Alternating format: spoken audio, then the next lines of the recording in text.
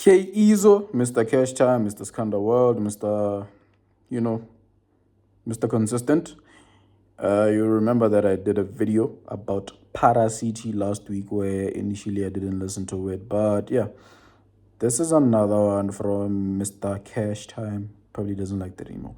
Mr. Skanda World, Skanda God, Skanda anything you want to know. Back with another album, and this is what I heard.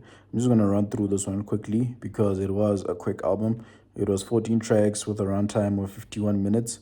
It was hella star-studded. You get people like Young Stunner, there's Black Diamond in there, there's Naledi up here, there's 25K, there's MT, there's Mufasa himself, aka Casper Vest, and this is what I thought about it. First track is the intro, obviously. It has gospel vibes to it. I have no idea who the vocal artist is, but it's a nice way to ease into an album. It has an incredible beat and with some story happening in the background. And like there's another song in the background, which is pretty good. I enjoyed it. Track two is called Hush Money, one of the harder beats to rap to, and he makes it look easy. Yeah, with bars like Noma, Ngidlala Indicator, I'm still the only one I can turn to. Thought that was sick. And the other hard punching line was made a killing, but I never made a sound. Hush money. That was pretty cool. And then there's a track called Cross Night, which is a mix of AKA's Company and Fella in Versace with a chorus that doesn't take itself too seriously. It was pretty good as well. It's a summer banger. Speaking of summer bangers, track for Summer to Remember. And initially, I thought it's something Drake would do in terms of the beat. There's really nothing memorable about the song, if I'm being honest, but I guess it's one of those songs that you grow into. And track 5 was called My 11, and it starts with the notorious Boss Malevolent clip whereby he explains how he does crime. And yeah, the lock drum is just screaming in the song, and that's what makes it memorable. Or maybe it's the beat switch that sounds like Drake featuring Meek Mill's Going Bad. And yeah, they probably sampled the same kind of sound, similar to that, but it's difficult to ignore. And of course, there's a third beat switch because why not? Track 6 is Para Dice. By the way, Para means what? The equivalent of a crackhead or someone who just, I don't know, yeah, they're like addicted to other drugs and alcohol and they do whatever it is to get the next fix. That's pretty much what it is, I think. Paradise featuring Young Stunner.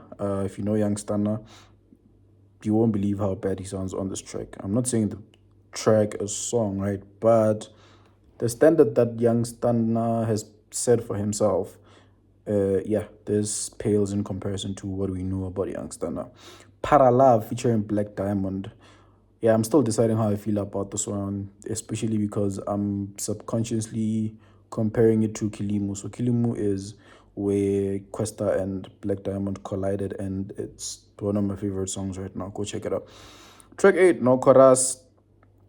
Another classic beat that is not the easiest to rap over, but this is someone who's been consistent for decades upon decades and jolling with vending machines. That's things that yeah, check this out, right? He's like jolling with vending machines, things that want coins.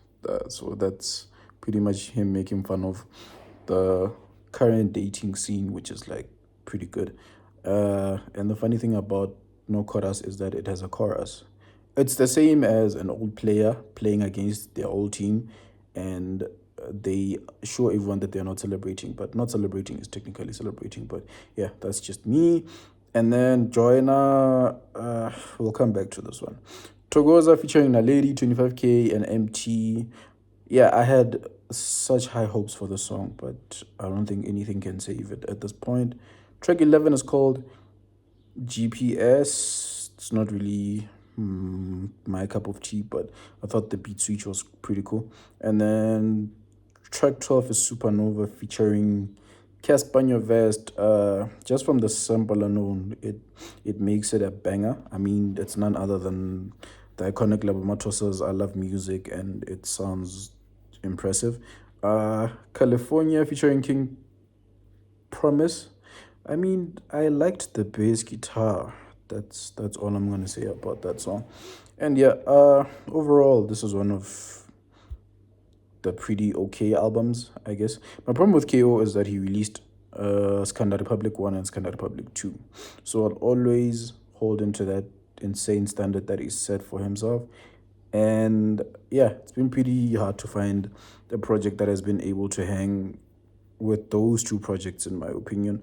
And yeah, there will be people that absolutely adore this album and rank it as one of the classic works for years to come, right? And then I'm just not one of those people. But Para CT, go check it out.